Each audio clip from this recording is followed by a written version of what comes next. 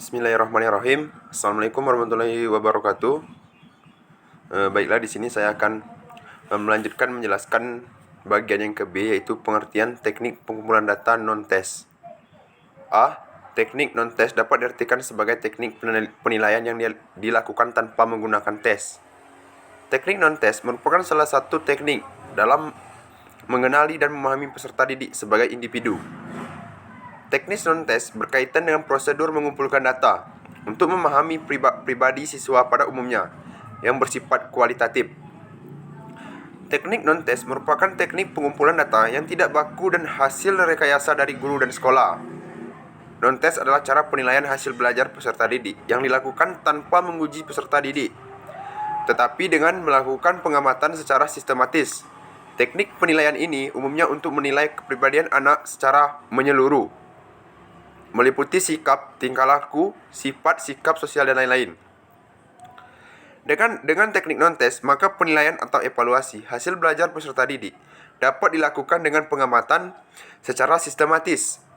Yang pertama itu adalah observasi, kemudian yang kedua melakukan wawancara, kemudian yang ketiga interview, yang keempat menyebar angket, yang kelima kuesionaire, dan keenam memeriksa atau meneliti dokumen-dokumen. Kemudian yang terakhir yaitu documentary analysis. Yang ke-B yaitu bentuk-bentuk teknik non-tes. Yang pertama adalah observasi atau pengamatan.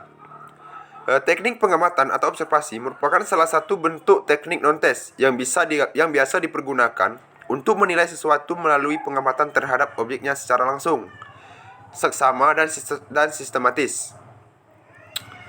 Adapun kelebihan teknik observasi adalah yang pertama, observasi dapat memperoleh data sebagai aspek tingkah laku anak. Yang kedua, dalam observasi memungkinkan pencatatan yang serempak terhadap terjadinya suatu gejala atau kejadian yang penting.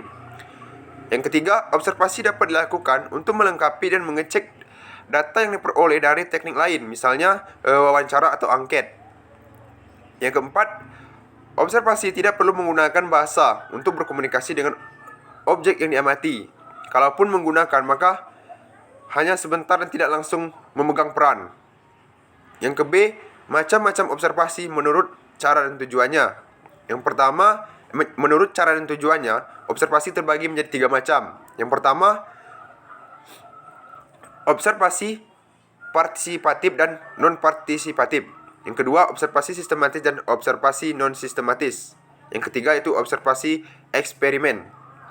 Yang ke-C yaitu kelemahan teknik observasi.